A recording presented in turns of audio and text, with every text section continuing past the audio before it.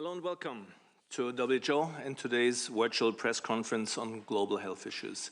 It's Friday, 5 September, and we are here at WHO HQ in Geneva. My name is Christian Lindmeier, and I'll take you through today's press briefing. Now, let me introduce the participants. First and foremost, in the middle, we have Dr. Tedros Adhanom Ghebreyesus. To his left side, to your left side, so to his right side, we have Dr. Gweazu. He's Executive Director, Health and Emergencies Program. Then we have Dr. Kate O'Brien, Director for Immunization, Vaccines and Biologicals. Then we have Deus Mumangizi. He's Director of Policy and Standards for Medicines and Health Products.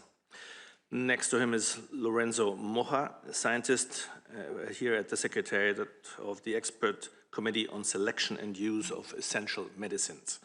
Then to the left of Dr. Tedros, we have Dr. Maria van Kerkhove, Interim Director of WHO's Department of Epidemic and Pandemic Management. Next to her is Dr. Abdirahman Mahmoud, Director for Health Emergency Alert and Response Operations. Then we have Nabil Tabal, he's Middle East IMST Incident Manager. And last but not least, Dr. Janet Diaz, Unit Head for Safe and Scalable Care. Welcome all of you. We have also Dr. Rick Peperkorn online for the questions, our representative for the occupied Palestine territory. He's available only in the first half hour, so we'll get to that. But if we have questions in the beginning, would be good to take those first. Otherwise, we'll have other colleagues for that here in the room as well. We'll have a special guest as well, as we had the Mpox Emergency Committee yesterday, but I'll leave that to Dr. Tedros to introduce. Over to you, Dr. Tedros.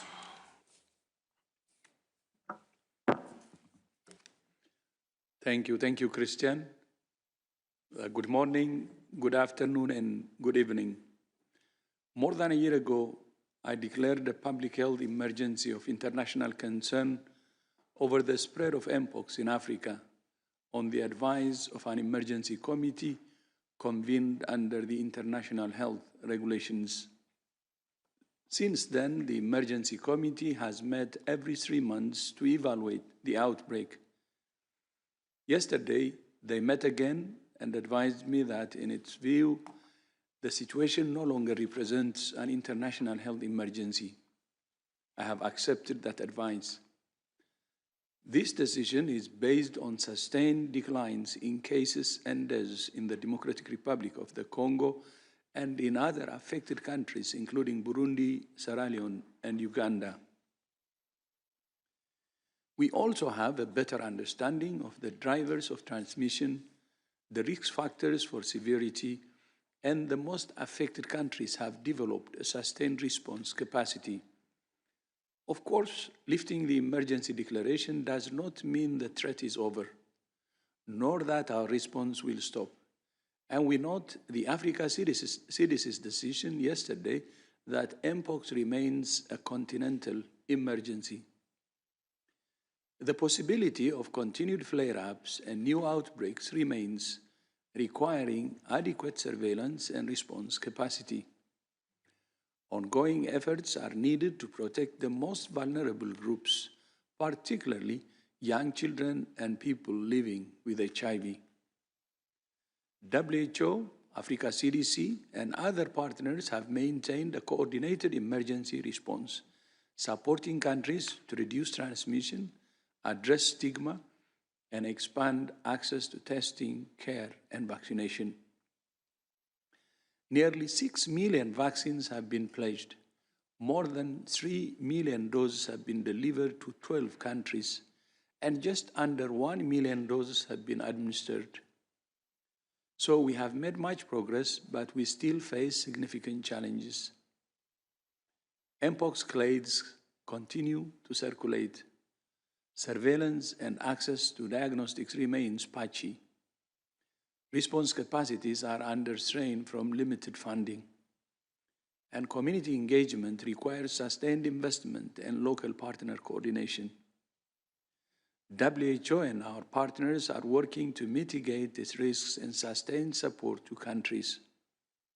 However, Financial resources are still very much needed to support this work. Standing recommendations for Mpox have been extended for another year until August 2026 to support member states worldwide.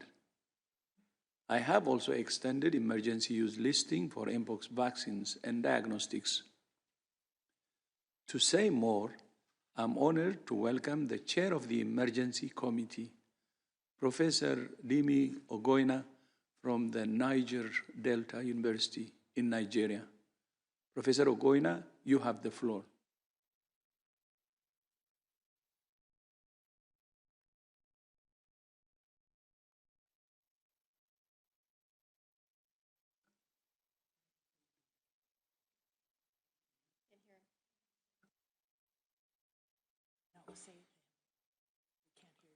Can you please unmute your audio? We can't hear you. Okay, can you hear me now? Yes, thank you. Okay. Thank you very much, the DG and other members of the WHO Secretariat, partners, the media, and other guests. Good day to everybody. I think it's appropriate to first appreciate the DG and the WHO for the leadership and commitment to addressing global health challenges, including the Mpox outbreak, which was declared a public health emergency of international concern in August 2024. On behalf of the committee, I think it's also important to appreciate the DG and the WHO for the opportunity given to all of us to contribute to addressing the problem of Mpox. The emergency committee had its 5th meeting yesterday, Thursday, the 4th of September, 2025. 11 of 16 members and 2 advisors were in attendance. Members listened to presentation from the WHO Secretariat from most affected state parties and other countries outside Africa. They presented, gave an outline on the trajectory of the Mpox outbreak over time from the August 2024 to date, and the trends in cases, in mortality, and the response capacity. The key findings from that presentation include some positive trends which have been echoed by the DG. There has been a sustained decline in the number of cases of Mpox in the African continent overall, and also in the most affected countries of Uganda, DRC, Sierra Leone, and Burundi. There's also been a remarkable decline in the case fatality rate that has been observed in the DRC in endemic regions from 3.6% to about 1% over the period of 1 year. We have also noticed some remarkable increase in the testing capacity, especially in the overall, it has increased from about 30% to over 60%. In the DRC, it's still 54%, which is, of course, we know is very, very suboptimal. In many of the countries have improved their ability to diagnose and case finding, search for Mpox. And also there has been local investment from the ministries and government in the Mpox response. However, there are some concerns that were observed from the presentation and members. The first was related to the high case of fatality amongst people living with HIV/AIDS, especially in Uganda and Sierra Leone. Also observed was the tendency towards higher morbidity and mortality amongst infants and young children in parts of DRC, especially in endemic regions in the DRC. Of course, it's encouraging that Clade 1B that was thought to be a challenge has been exported to many countries, but has not resulted to sustained community transmission, and also not resulted to significant case fatality, with the case fatality less than 1%. Of concern to the members of the committee is the need to sustain the benefits and the gains of the declaration of the public health emergency, which has resulted to increase the political commitment, increase mobilization of resources, and also increase in response strategy to the Mpox outbreak. Having looked at the presentation from the WHO Secretariat, the presentation from the state parties, and the data available, and the criteria used for determining the public health emergency of international concern, the committee resolved to advise the DG of the WHO to terminate the public health emergency of international concern and to transit to a more coordinated, proactive, short and long-term strategy to address the challenge of Mpox globally and in Africa. The committee observed that Mpox remains a public health concern globally and especially in Africa, and there is need for us not to be complacent about the response strategy and not throw away what we have gained from the declaration of the public health emergency. The committee recommended the termination of public health emergency because it no longer fulfilled the criteria for declaration of public health emergency as indicated in international health regulations in 2005. But Mpox remains a public health concern, especially in Africa, and that there is need for a proactive, urgent support for the African continent. There is need for solidarity and partnership to ensure we address the gray areas, we improve response, improve diagnosis, surveillance, availability of vaccines, because currently vaccines being available to the African continent is still limited, and deployment of vaccines is hindered by logistic and financial challenges. The committee ultimately resolved that there's need for global solidarity in the response to Mpox, and there's need for continued investment, and also to improve on the successes that have been achieved from the declaration of the public health emergency. And the committee also noted that failure of the globe and stakeholders to continue to invest in the Mpox response will put the world at the risk of a resurgence of an Mpox outbreak, and there's need for vigilance and continuous support. Thank you very much.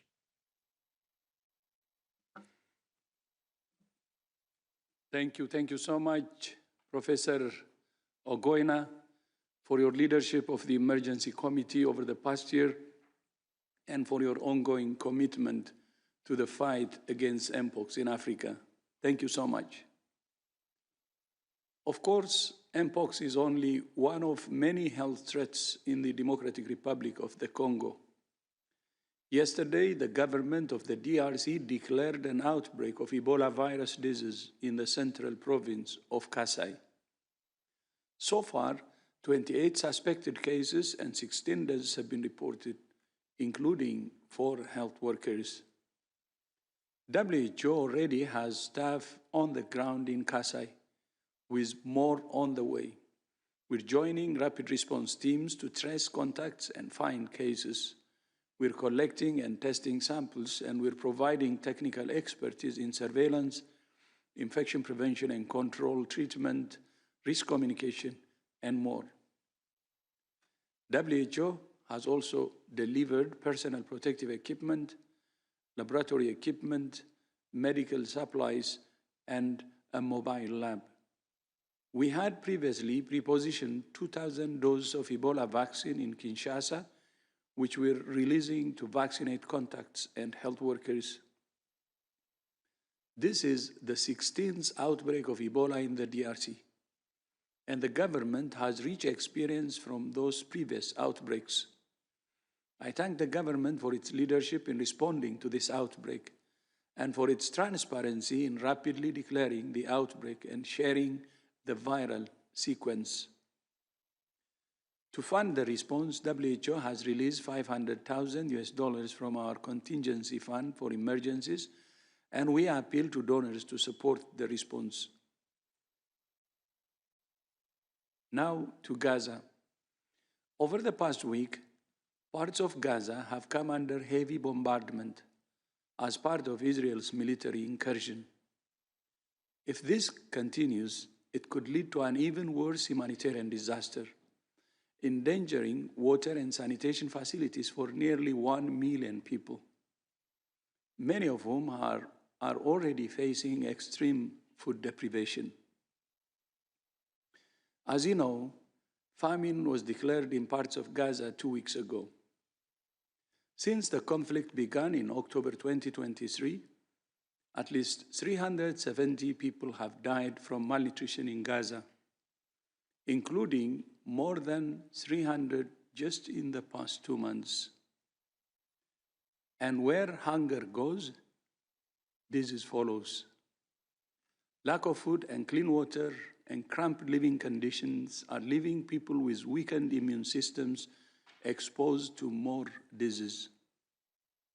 In the past months, more than 100 cases of Guillain-Barré syndrome have been reported, with 11 deaths, a syndrome that can occur after other infection and lead to paralysis. WHO is doing the best we can to alleviate suffering and evacuate those who need urgent medical care outside Gaza. Since October 2023, WHO has supported the evacuation of over 7,640 patients, including 5,300 children and 2,660 companions. But there are still more than 15,000 patients in Gaza who need urgent specialized care, including 3,800 children. More than 700 people have died while waiting for medical evacuation, including almost 140 children. However, the urgent problem we face is that too few countries are willing to receive them. We call for countries to open their arms to these critically ill patients. And we call on Israel to allow people to be treated in the West Bank and East Jerusalem, where hospitals closer to home can take many patients. Above all, we call on the government of Israel to end this inhumane war. If it will not, I call on its allies to use their influence to stop it. The most intolerable part of this man-made disaster is that it could be stopped right now. People are starving to death while the food that could save them sits on tracks a short distance away. And for what?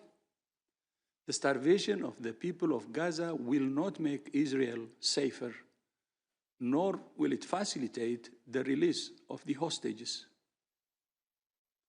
This is a catastrophe that Israel could have prevented and could stop at any time.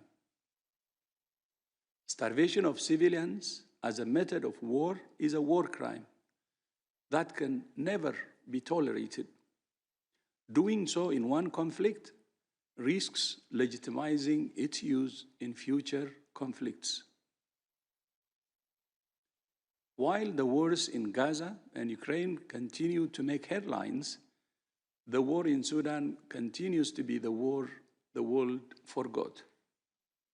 Like Gaza, Sudan is also facing a hunger crisis with famine conditions confirmed in parts of the country.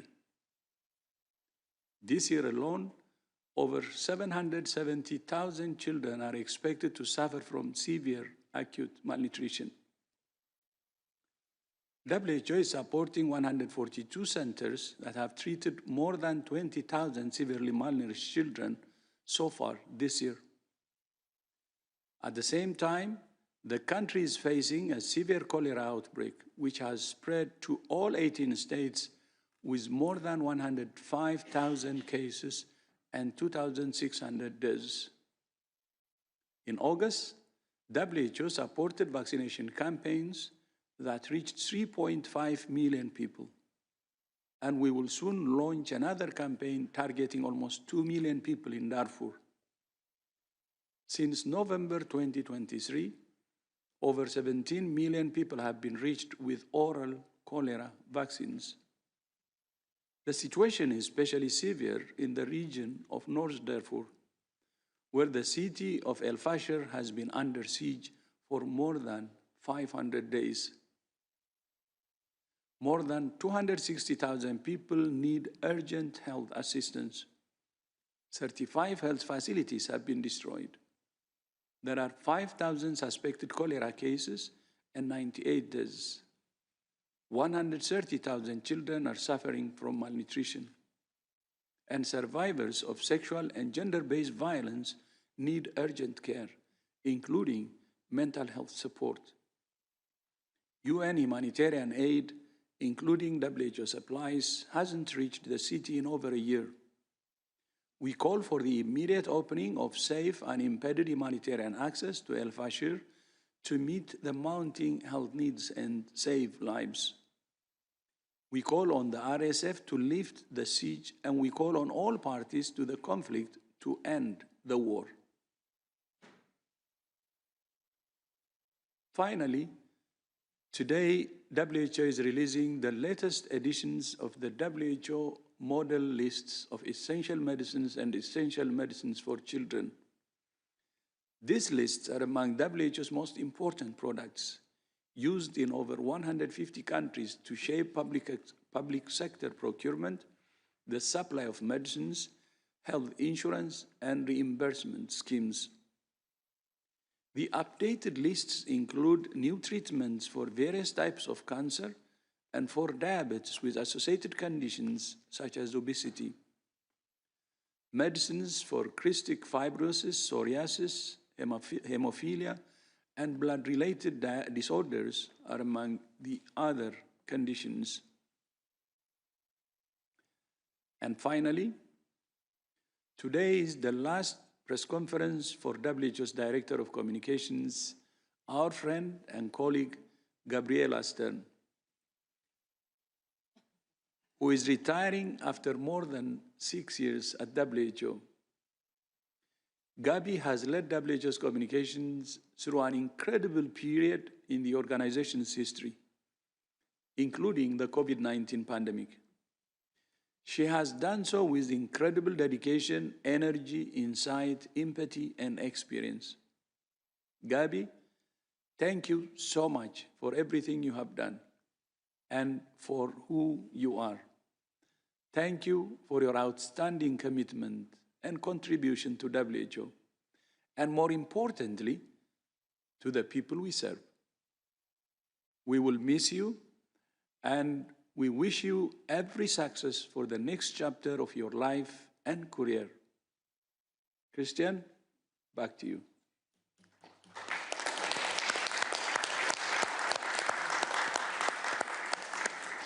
Well, thank you very much, Dr. Tedros. Thank you, Professor Boyner, and thank you, Gabby. Yeah, with this, we open the floor for questions. Please, again, raise your hand with the raise your hand icon and unmute yourself when it's your time to speak. I'll try to see if we can get one question through to Rick Pippercorn. I was told he might have to leave, but let me see if he's still online. So we have one question from the colleagues of BBC. Doctors in Gaza are talking about the spread of an undiagnosed virus. What do we know about it? What are the symptoms? How dangerous is it? Over to you, Rick. Yes. Yeah, just coming back in, from Gaza last Monday, I was there again for more than 2 weeks.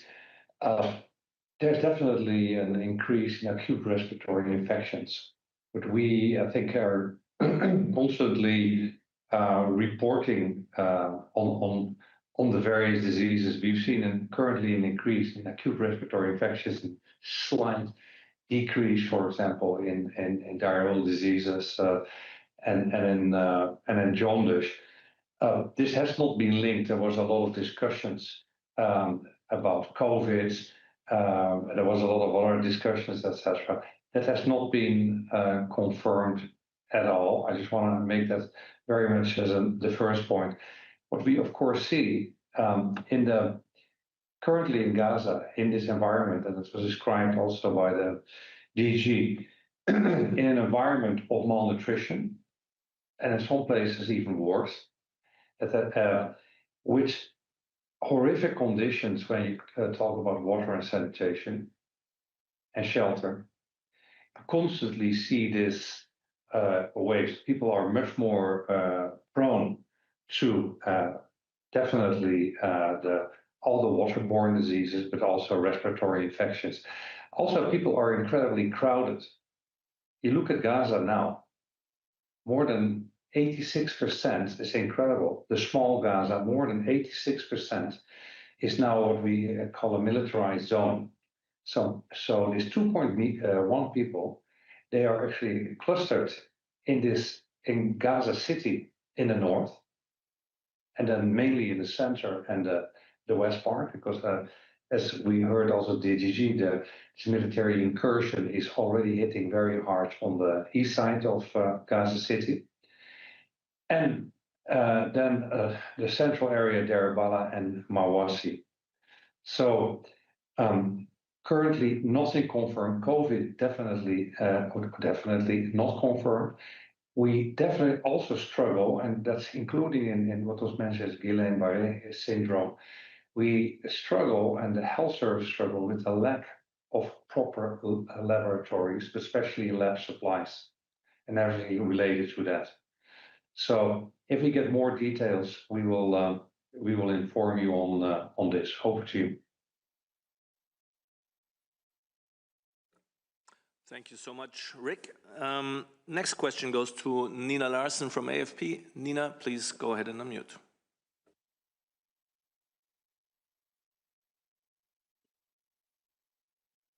Thank you very much for taking my question. I wanted to ask about the situation in the US and how concerned you guys are about the situation at the CDC. There was a letter from all of the CDC directors going back to the Carter administration, warning about the health risks that the current Secretary of Health is putting Americans at, especially when it comes to vaccine access. There's also the Florida decision to remove the vaccine mandate there. So I was just hoping that you could say a little bit about what you think about what's been happening at the CDC. Thank you very much. Thank you, Nina. We'll go to Dr. Kate O'Brien, Director, Immunization, Vaccines and Biologicals.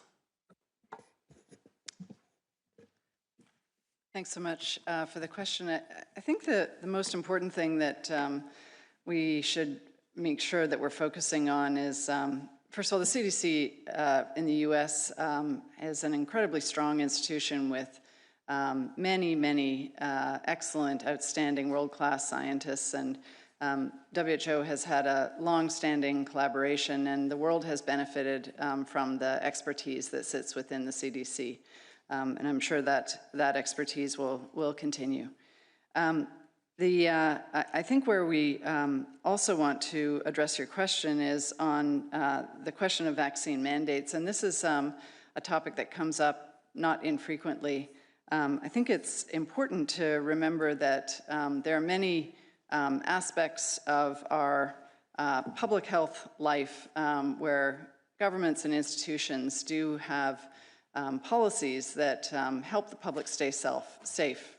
Seatbelts, using corrective lenses for those who are driving vehicles, and the issue of assuring that vaccines are provided to all people who need vaccines is an important one. And there are many different policies that are used to enable and assure that vaccines are accessible.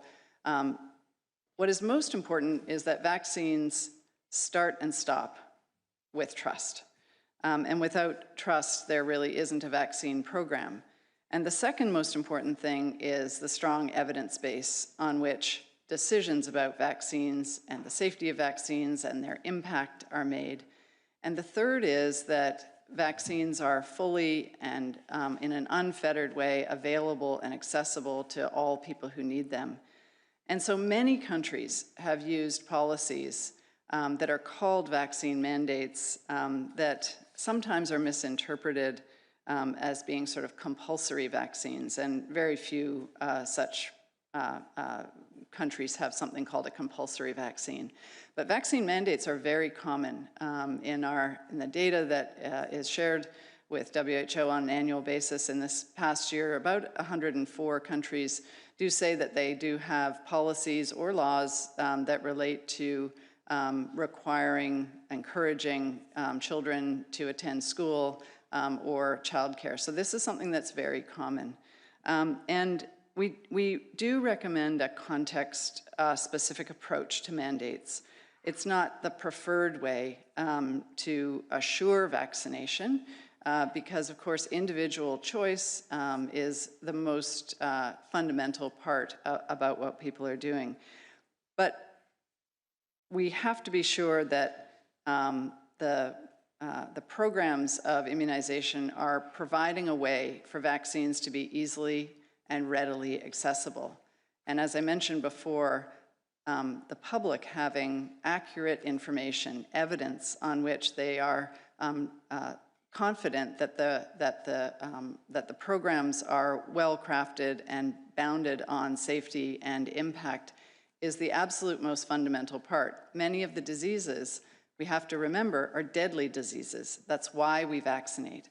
And so particularly for schools, which are environments where transmission, the mixing of children and kids are in classrooms and on playgrounds, it's really important that those kids are safe from what are deadly diseases. And that's the reason, the whole underpinning of why vaccines are so important. So although there are many different ways that vaccine programs can be encouraged and parents have access to vaccines that is not constrained by time, place, insurance status, very common for there to be policies that are around vaccine mandates. And the evidence does show that these can be effective. They can be the means by which children who aren't vaccinated are identified when they're registering for school. And as long as vaccines are then made available to them, this can increase coverage as well. In other settings, they're not very helpful. And so I really just want to come back to the context of the trust issue and the community issue. So it's very, very context specific. Thank you. Thank you very much, Dr. O'Brien. Dr. Van Kerkhoff, you want to add? Yeah, thanks. I just wanted to comment on the first part of that question because I think it's such a critical one and the importance of US CDC as a technical agency, the importance of national centers for disease controls or public health agencies are really critical in every single country, but the world needs a strong US CDC. We have continued to work with CDC throughout from a technical partnership, sharing information, about what is happening, working with many of their experts across many disease-specific areas. That technical exchange continues, but it is really important that national governments, all national governments, have strong evidence-based institutions. And I won't go into what Kate talked about with the vaccines, but of course wholeheartedly agree, but it covers the entire spectrum of prevention, control, readiness, and response.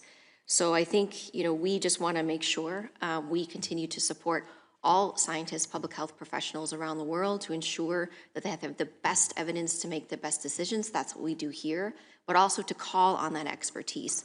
We're very grateful for our colleagues at US CDC and the hard work that they do, as with other national institutes and public health agencies around the world. Thank you very much, both. Next question goes to Elaine Fletcher from Health Policy Watch. Elaine, please go ahead and unmute. Hi, thank you for taking my question. This is about the new EML.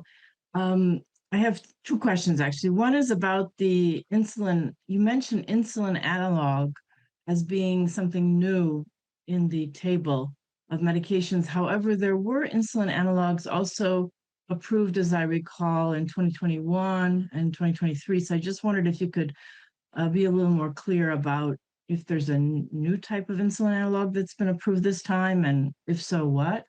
And then in terms of also cancer drugs, I noticed that you have some new drugs for colorectal, cervical, and lung cancer, but I don't see any new breast cancer drugs there in the list. And I know that's been an issue in the past as well, sometimes because of the costs associated with those drugs. So just if you could comment on those two aspects of the listing. Thank you. Thank you very much. Elaine, between Dios and Lorenzo, who wants to start? Okay, I will start. Thank you very much for the question. In terms of insulin, indeed, you're right. We have had various types of insulin on the essential medicines list. We have had long-acting insulins and also medium-acting insulins, both human and recently analogs. What has been added to that to complete the whole range of treatment is the short-acting insulins.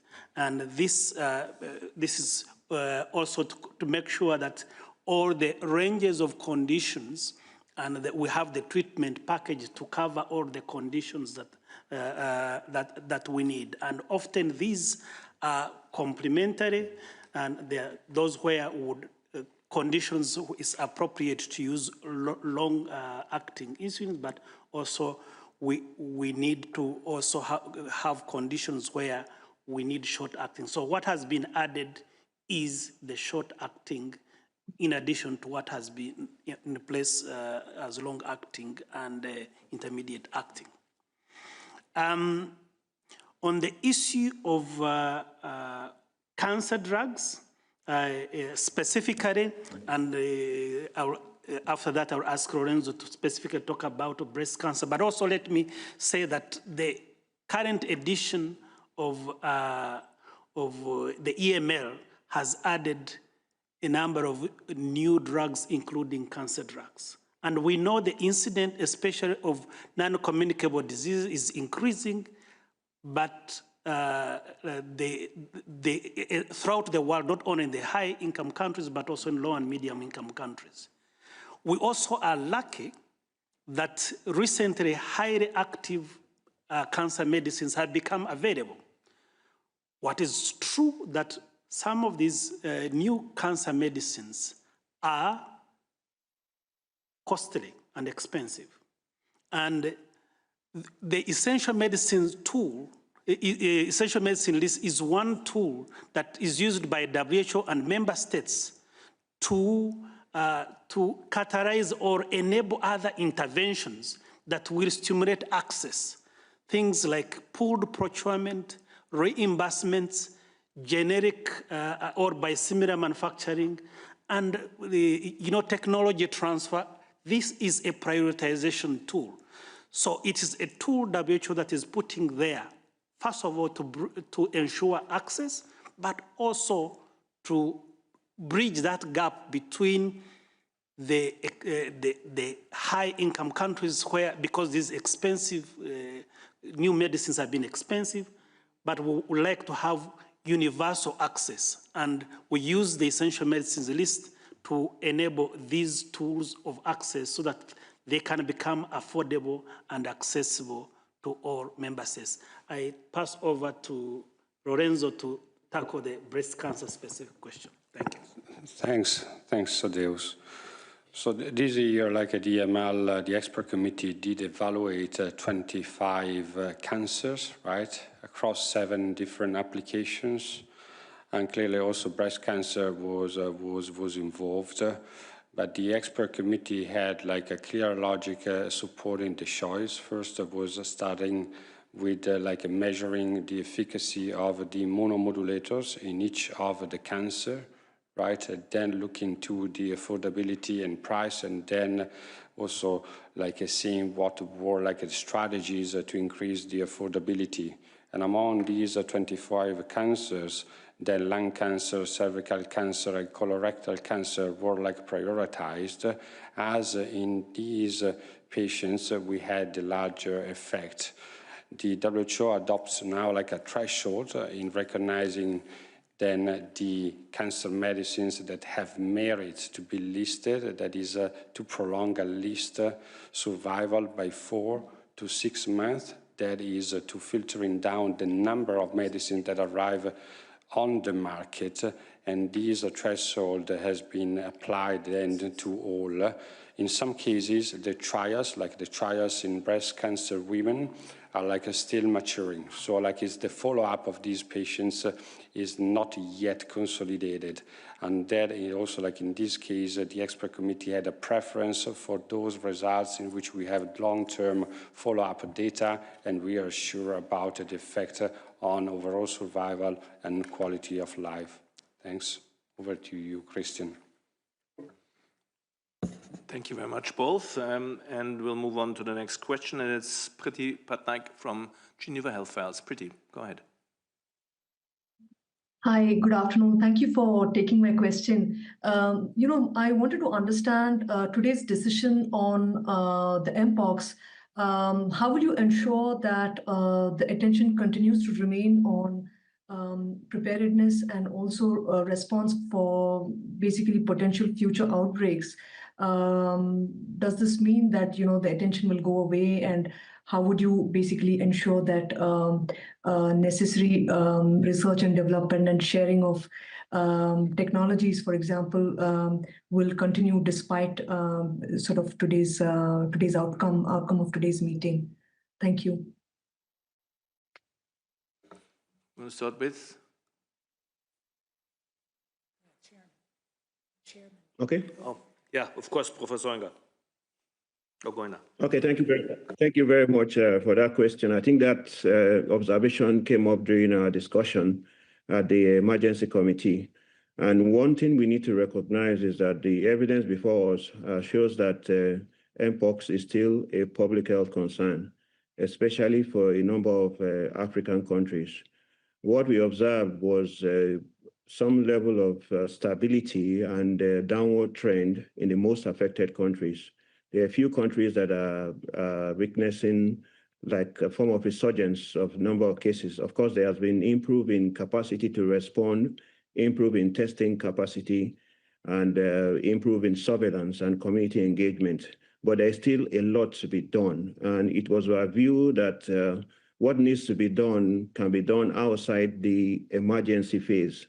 So what is important is that while we are removing the emergency, we need to keep the urgency, because Mpox remains a public health concern, and there's need to continue and sustain the investment and even increase the investment in the Mpox response. So we all collectively agree that there's need for more advocacy, awareness creation, and emphasis that Mpox remains a public health concern. This is not a time for us to reduce the investments in terms of financial investment, partnership, solidarity, especially for most affected countries in the African continent.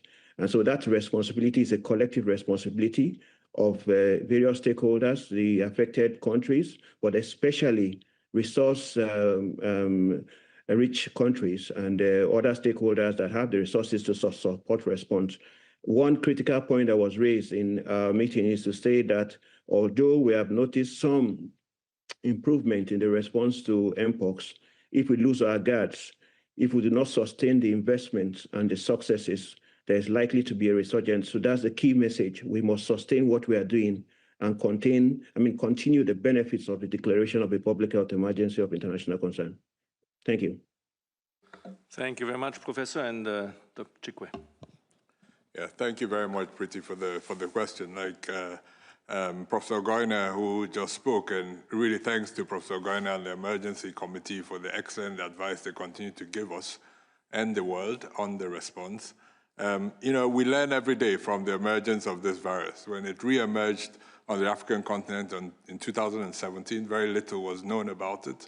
We had to learn very quickly. That knowledge has since expanded. This is the second fake that is being de-escalated. It doesn't mean that the virus has disappeared, and it doesn't mean that we will relax our efforts at all. In fact, we will intensify our efforts, because the work is now defined for us in the long term to continue learning about this virus, continue improving the tools we have around surveillance, diagnostics, treatment options.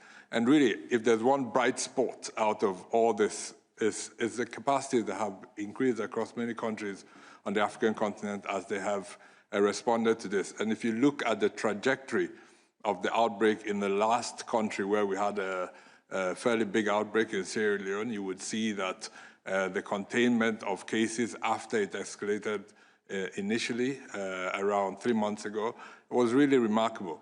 And so I think despite the situation at the moment, we have a sustained increase in capacity to detect and respond across the continent.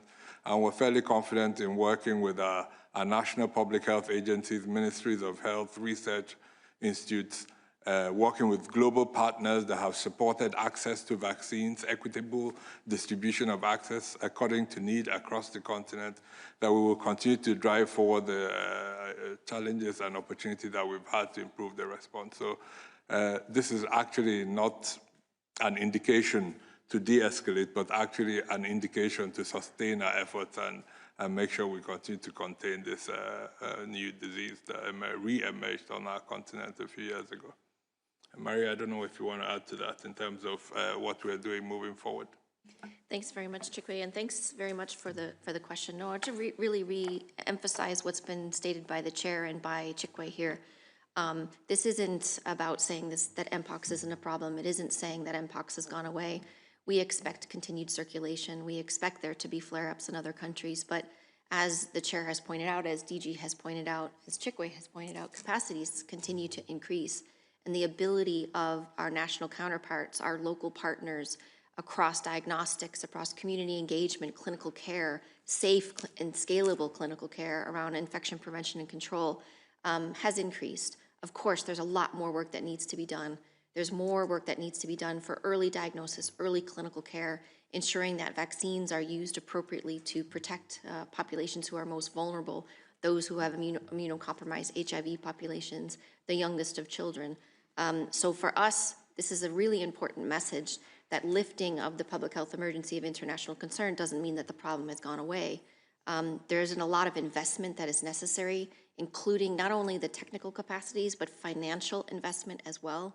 We haven't raised funding for Mpox with the last SPRP, and of course, this message might sound like, the problem has gone away, but as DG has pointed out, it has not. And countries are working very hard, and you've heard about concurrent outbreaks, now Ebola. So there's a lot of challenges that these countries are facing. So we need our partners, we need funders, we need governments to continue the solid investments in Mpox and in fact to increase those, because what we do for one infectious disease is also helpful for others. So it's adding on those and continuing to build those capacities. Thank you all very much for this. And we have one more from Amy Maxman from Nature. Amy, please go ahead and unmute. Hi, thank you so much for this conference. I was just wondering, the response to outbreaks, specifically Ebola outbreaks, is super expensive. And I'm just wondering, what is the impact of the withdrawal of the U.S. from the WHO? Have the membership fees already, I assume the U.S. isn't contributing anymore. How are you financially? Thank you very much, Amy. We'll go to Dr. Chikwe Ikwazu, the head of the emergency program. Hi, Amy. Thanks for that, and great to hear your voice again. I think if we reflect on the Ebola outbreak going on at the moment, I think the most important thing, I think that we can all be a little bit happy with globally is really the response of the colleagues locally, the speed of their action, the ability to connect the dots. Once they had a fairly small cluster of cases and a number of deaths, how quickly they alerted their own national public health agency, how quickly that agency put the resources together, alerted WHO, the time it took us to get to the field, get the samples to the lab, get it tested, have a sequence out and published today. I mean, yes, a lot of resources are required, but the experience in DRC really shows that investment in local capacity, investment in building institutions and country capacity around the world will ultimately actually reduce the need for resources globally from one single donor for a couple of big sources to continue to support the work that we do. Having said all of that, there's no doubt that we will continue to need the resources to respond. And, the only way we can do this sustainably into the future is through sustainable financing of WHO. So, yes, the financial situation we are in challenges all of us, but our work goes on. Our primary response has been as good as it can be. And the challenge on all of us now is to sustain the response over the next few weeks. Make sure that we are as quick as possible to define the extent of the outbreak, which is really the primary objectives over the next few days, and then sustain the outbreak to make sure that we don't end up in an unfortunate situation. But I'm fairly confident that with all the efforts happening already, that we'll get ahead of this. Abdi, maybe you can say a few words on just the intensity of the response over the last few days and the work we've been doing with the colleagues locally. Thanks, Chikwe. I think you have covered most of it. In terms of our work in WHO and the leadership of the government, we have been supporting them in deploying a multi-response team to all of team. But the logistic challenge, the team left on Wednesday and they just reached today morning. just how difficult it is. But despite that challenge in having the result there within and then publishing is incredible and remarkable. And as you rightly said, the investment that have gone to the country, that's the only way sustainable. But we really require the health system, as Dr. Tedros talked about, Mpox and all these, the vulnerable, that investment going to Gavi, to PEPFAR is the health system required. While DRC has a lot of experience, be it in Tanzania, in Rwanda, the withdrawal of that has affected the whole health system. Sampling transport was a major challenge. So the investment done by the countries, I think they will, but the sudden withdrawal has created the shock. Not the country will not be able to allocate resources. We have seen every other country coming in, but the sudden withdrawal without notice has impacted. And by the end of the day, it's the global community that's going to lose. So from WHO side, we are very confident that under the leadership of the government, that this outbreak will be able to control. We request more. We have the contingency fund, as DG said, $500 million.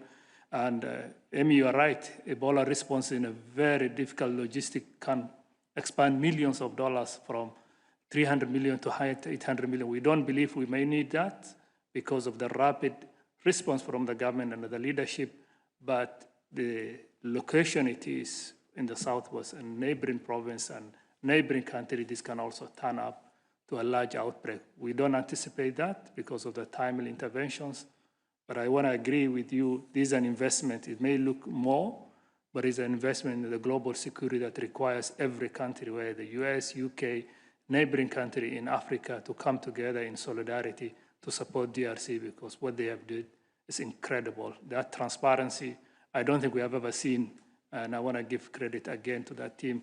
Collect that sample and publish it immediately and declare the outbreak without fear, because they are confident what they were able to achieve. Thanks so much, Paul, for these clarifications. We came to the end of the questions, but we have Dr. Rick Peppercorn from the, oh, pardon, did I lose somebody? Oh, sorry, Dr. Janet Diaz, of course, on the Ebola question. I also just want to, I'm not going to repeat what my colleagues have said, but also give a big congratulations to the INRB and the Ministry of Health for their rapid action. And of course, the interventions that are ongoing now at the field level, the importance of the local teams in establishing their treatment center, making isolation centers, taking care of those patients, setting up a referral systems, all of these things, doing the basics well, which had to start. And now with the surge teams that are going in, and it's not just dependency on one group, it's a collective action with partners. And I also wanted to acknowledge all the partners that are contributing to this, and everyone together with their resources, with their assets coming together to deliver on what the Ministry of Health is trying to accomplish. So I think this is where we are in the phase right now, is really getting the partners together, working under the leadership of the ministry to establish safe care, to establish ensure that the vaccine delivery gets done in a timely way, and to advance and hopefully stop this outbreak as soon as we can. Thank you so much, Janet, for that important addition. Now we come to Dr. Rick Peppercorn, our representative in the occupied Palestinian territory, to add on the respiratory disease which we are targeting before. Yes, thank you, Christian. Just 3 points. One, it is specific to reported acute respiratory infections cases. They increased, with morbidity rising from 58 to 62% among reportable diseases. So it's increased with not as much as people say. No COVID cases were confirmed. And meanwhile, I think the acute watery diarrhea declined from 42 to 35%. We also, of course, check another thing. One new AFP case was reported, and in total in 25, it was already 49 cases. A total of 1,075 suspect meningitis cases were reported between May and August. 73% were classified as viral meningitis, and 27% as bacterial meningitis. And since June 2025, a total of 103 suspected Guillain-Barré syndrome cases were reported, with 11 associated deaths. Serum samples, 20 of that has been dispatched. There's an absolute lack that I already raised on lab supplies related to that. I want to get back to one other point, which I think the DG pointed out about this plans for an ongoing military incursion in Gaza City. And of course, rightly was said it would be another humanitarian disaster on the existing disaster. But just to point out what it would mean for health system, for the struggling health system. Currently, 11 out of the 18 what we call partially to minimum functional hospitals are located within Gaza City. They account for 35% of total inpatient bed capacity in the Gaza Strip and 48% of all intensive care beds in the Gaza Strip. So if that goes away, I mean, if that falls away with it, can you imagine even the impact on the health system and the health sector? Last point on medevac, because DG stressed this so much and rightly so. Just to look at the figures that close to 7,700 patients have been medevaced. Massive achievement, but more than 15,000 patients are in need. People ask me often, yeah, is the system working? Currently, there's a priority list of over 8,000 patients ready. So more than 8,000 patients are waiting to be medevaced. And the key asks are, again and again, we need many more countries to receive Gaza priority patients. We need to have the traditional referral pathway to the East Jerusalem Hospital in West Bank restored, and those hospitals also supported. And we need to support also the WHO team here. We are ready to expand the medevac and also our OSL operations, but of course, we need flexible support for that. Over to you. Thank you very much. Thank you very much, Rick. And let me ask Dr. van Kerkhoff to add on the situation of the respiratory diseases in the region, maybe. Yeah, thanks, Christian. So zooming out a little bit, just to add a little bit more context, and to say, you know, we're supporting to get more laboratory diagnostics in to support the country as well. But of course, these viruses are circulating. Respiratory viruses are circulating. COVID is not gone. It's not in the news anymore, but it is circulating. We are seeing increasing trends around the world for COVID circulation, but very few countries are actually reporting now. Flu is circulating as well. And if you have conditions where people are living in these horrible conditions, you have underlying conditions, you have malnutrition, you have starvation, outcomes are going to be worse. Rick outlined all of the diseases that are circulating there that are killing people, that are harming people. And of course, respiratory pathogens are there as well. So we will work and continue to support, and Nabil is sitting over here as well, to make sure that we provide additional diagnostic resources there. But of course, there are many, many immediate needs of the people of Gaza. But just wanted to contextualize this to state that these viruses are circulating around. And it's likely to be something that is common. But of course, we will continue to work with the country to make sure that we identify. Thank you. Thank you very much, Wolf, and thank you very much all. We've come to the end of our press briefing, and I thank you for your participation, especially also Professor Goyna, the chair of the Mpox Emergency Committee. We'll be sending the audio files and Dr. Tedros' remarks soon after this briefing.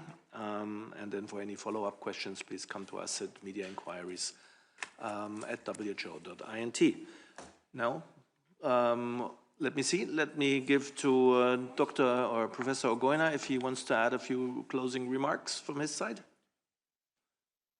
Yeah, thank you very much. I think just to say, I appreciate once again the WHO DG and his team for the work that's been done. As everybody has emphasized, we have competing health challenges across the globe, Mpox being one of them. And it's very important that we work collaboratively and collectively to ensure we address our public health challenges, including the challenge of Mpox. Thank you very much for the opportunity. Thank you very much, Professor. And before we give now to Dr. Tedros for the closing remarks, let me ask our Director of Communications, Gabby Stern, to share a summary of her last years with us here. Thank you very much. Thank you, Christian. Thank you, Dr. Tedros. Thanks to everyone for what you said about me today. And it really should be said about the communications staff at WHO. In countries, regions, here at headquarters, but also our brilliant technical colleagues who have done massive communications over the years, including during the COVID pandemic, which obviously was a historic and also terribly difficult period for the world. I just wanted to say thanks to reporters online. I was one of you for many decades. In many ways, I'm still one of you. I think once you're a journalist, you're always a journalist. And I thank you for your coverage of all the health issues of WHO. And I encourage you to continue being fierce and telling the truth. We need you more than ever. So thank you, and back to you, Christian. Thank you very much, Gabby. Now, over to Dr. Tedros. Thank you, Gabby. Again, all the very best. You're an amazing human being, and we will miss you. But once WHO, always WHO. That you should know. Then to the members of press, thank you for joining us today, and see you next time.